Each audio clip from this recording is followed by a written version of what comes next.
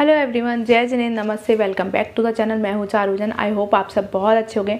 तो गाइज़, हम लोग सूरत से दिल्ली शिफ्ट हो गए हैं। दिल्ली एनसीआर में बहुत सारे लोगों ने कमेंट्स किया, थैंक यू सो मच। आप लोग हमें बहुत ज़्यादा प्यार कर रहे हो।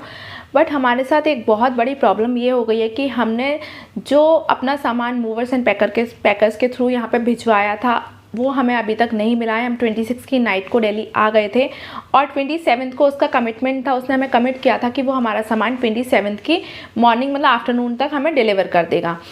तो फिर क्या हुआ कि वो बंदा जो है, वो मैं उसकी वेबसाइट का लिंक आपको यहाँ पर दूंगी कि वो VRL मूवर्स एंड पैकर्स है। अगर आप लोग भी कभी शिफ्टिंग करो तो उस बंदे से कभी काम मत करवाना। वो लोगों के साथ बहुत फ्रॉड करता है। हमें पता नहीं था, जब हमने बुक किया तो उसने बहुत प्रोफेशनली वे में बात करी। उसी तरह से उसने मेल पे बाय मेल उसने सारे कोटेशंस दिए। फिर उससे हमारा डिस्कशन हो गया, फाइनली पैकिंग हो गई। उसने पैकिंग भी बहुत अच्छे से करी और वहाँ से हमारा सामान हमारी सोसाइटी से निकल गया। सामान निकलने के पहले ही हम वहाँ से निकल गए थे क्योंकि हम लोगों को बहुत लंबा आना था। मतलब अहमदाबाद रुकना था, उदयपुर रुकना था, जयपुर रुकना था। वो हमने कैंसिल कर दिया। फिर हम डायरेक्ट उदयपुर से दिल्ली आ गए। उसके बाद क्या हुआ कि बंदे ने बोला कि हम रास्ते में थे, ट्रैवल कर रहे थे, बच्चों के साथ थे। तो उसने बोला कि आप हमें पहले मुझे हाफ़ पेमेंट कर दो, मैं आपका सामान यहाँ से निकाल दूँगा। तो हमने हाफ़ पेमेंट कर दी। हाँ, एक और चीज़, उसने जो हमें कोट किया था, जैसे सपोज़ उसने हमें 20,000 का कोट दिया था। जब उसने हमसे हमारा सामान ले लिया तो उसने उस जो प्राइस था, उसको जो अमाउंट था उसको डबल कर दिया, 40,000 कर दिया। मैं आपको एक इतना परेशान हो गई कि यार हम भी एक नई जगह शिफ्ट हो रहे हैं, बहुत सारी चीज़ें होती हैं, बजट भी होता है। वो सारी चीज़ें हमने पहले सोचा था कि हमारा ऐसे ऐसे करके सारी चीज़ें मैनेज हो जाएंगी। तो उसने वहाँ पर भी हमारे साथ इतना बड़ा फ्रॉड किया कि उसने डबल अमाउंट कर दिया। उसने बोला कि आपका GST लगेगा, बल्कि उसने कोई पक्का बिल भी नहीं दिया था। फिर उसने बोला कि आपका जो है इंश्योरेंस भी लगेगा। हमने बोला कि भैया हमें इंश्योरेंस नहीं चाहिए, हमने किसी और से करा लिया है, हमें चाहिए नहीं। उसने बोला नहीं, अगर आप इंश्योरेंस नहीं कराओगे तो मैं आपका सामान यहाँ से नहीं निकालूंगा। फिर बोलने लगा मैं आपका सामान जयपुर पे उतार दूंगा। मतलब इतना फ्रॉड, उसने हमें इतना परेशान किया।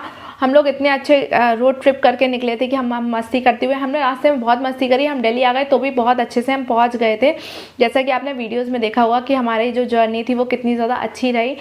तो उसके बाद आज हो गई है 5 मार्च और अभी तक उस बंदे का कुछ अता पता नहीं है। वो हमें डेली यही बोल रहा है कि आप पेमेंट करोगे तो ही मैं आपका सामान निकालूंगा। उसके बाद हम 27 को हमें एक मतलब 1 नाइट के लिए ही यहाँ पे मैनेज करना है। बच्चों के साथ मैनेज करना बहुत डिफिकल्ट होता है। मैं एक इंडक्शन लेके आई थी।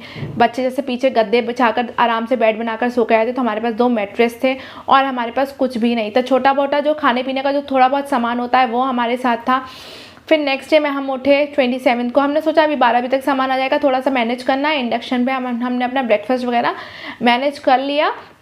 उसके बाद उस बंदे ने फ़ोन रिसीव नहीं किया। फिर उसने फ़ोन रिसीव करा, जब लव ने उसको इतनी बार कॉल किया तो उसने बोला कि मैं आपको शाम को 4 बजे अपडेट करता हूँ। फिर जब उसने हमें 4 बजे फ़ोन किया तब उसने बताया कि आपका सामान नहीं आएगा, आपका सामान तब आएगा जब आप 100% पेमेंट कर दोगे। मतलब ये आप बंदा किसी नई जगह शिफ्ट हुआ है, आप उसको कितना परेशान कर रहे हो। हमारे साथ 2 बच्चे हैं और मतलब मैं तो बहुत परेशान हो गई थी, लव भी बहुत परेशान हो गए थे कि मतलब हमारे यार पूरा घर का सामान लेके वो एक तरह से भाग गया, उसका अता पता नहीं है। फिर भी कुछ नहीं, यहाँ पर एक दीदी रहती है पास में, उनका मैसेज आया कि तू आ गई है। मैंने बोला हाँ मैं आ गई हूँ। तो उन्होंने बोला, मैंने उनको बताया कि हमारे साथ दीदी ऐसे ऐसे हुआ है। तो उन्होंने बोला वहाँ क्या कर रही है, मेरे घर पर आ। मैं उनके घर पर गई। फिर तब जाके हम लोग थोड़ा सा रिलैक्स हुए, क्योंकि जब आप घर में घुसो और सामान ना आए तो घर जैसा नहीं लगता। मतलब ज़मीन पे सोना। फिर बच्चे पूछ रहे मम्मा यहाँ पे बेड नहीं है, मम्मा यहाँ पे टीवी नहीं है, मम्मा हमारे टॉयज़ कहाँ हैं। बच्चों के लिए भी एक नई जगह पर वो मूव हुए हैं, तो उनके लिए भी सारी चीज़ें मतलब मैनेज करना थोड़ा सा डिफ़िकल्ट होता है। वो भी एक एनवायरनमेंट में सेट हो जाते हैं। जैसे वहाँ के सूरत के घर में वो सेट हो चुके थे, वहीं बॉर्न हुए हैं, तो सब चीज़ें उनके अकॉर्डिंग ही हुई हैं। तो यहाँ पर आए तो हमने उनको बोला था नहीं बेटा हमारा सामान अभी अंकल लेकर नहीं आए हैं, तो वो लेकर आ जाएंगे। फिर जब हम उन दीदी के घर गए तो उन्होंने मुझे इतने सारे बर्तन दिए। वहाँ से एक गैस सामने वाली, उनके घर के सामने एक भाभी है, वहाँ से अरेंज करा के दिया। मतलब यार वो लोग हमारे लिए सच में भगवान हो गए, क्योंकि हमारे पास कुछ भी नहीं था। उन्होंने हमारे लिए, जीजू ने दीदी ने मिलके सारी चीज़ें हमारे लिए अरेंज कर दी। थैंक यू बोलना तो बहुत छोटी चीज़ हो जाएगी उनके लिए। तो बस यही है। हम लोग, लव भी बोल रहे थे कि यार दीदी ने सारी चीज़ें कितनी जल्दी हमारे लिए अरेंज कर दी, सब कुछ कर दिया। फिर जो ग्रॉसरीज़ वगैरह थी हमने अभी मतलब मैंने आपके साथ वीडियोस में शेयर किया था कि हमने सारी ग्रॉसरीज़ जो हैं वो 2-3 मंथ्स के लिए ले ली थी कि हमें यहाँ पर आके शिफ्टिंग भी करनी है। फिर सब चीज़ें अनपैक भी करनी है, लगानी भी है, तो हमें टाइम नहीं मिलेगा कि हम ग्रॉसरी शॉपिंग करने जाएं। बट फिर हमें यहाँ पे वापस सारा सामान लेना पड़ा, मतलब जो ज़रूरत का था वो लेना पड़ा। मुझे कढ़ाई लेनी पड़ी। आप कहीं भी जाओ कुछ भी सामान लेने 5-6 हज़ार का सामान ऐसे ही आ जाता है। वो सब भी क्या होता है कि आपके ओवर बजट चला जाता है, क्योंकि आपकी सारी चीज़ें जो सैलराइड होते हैं हम लोग की सारी चीज़ें मंथली बेसिस पे सब कुछ फिक्स रहती है कि हमें पता है कि हमारे क्या क्या खर्चे हमें कैसे करने हैं। तो बस यही सारी चीज़ें हैं, बहुत डिफ़िकल्टी हो रही है। अभी तक सामान का अता पता नहीं है, सामान कब आएगा।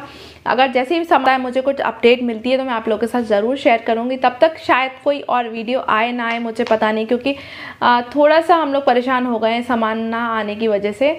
तो मिलते हैं नेक्स्ट व्लॉग में। Till then take care, bye bye.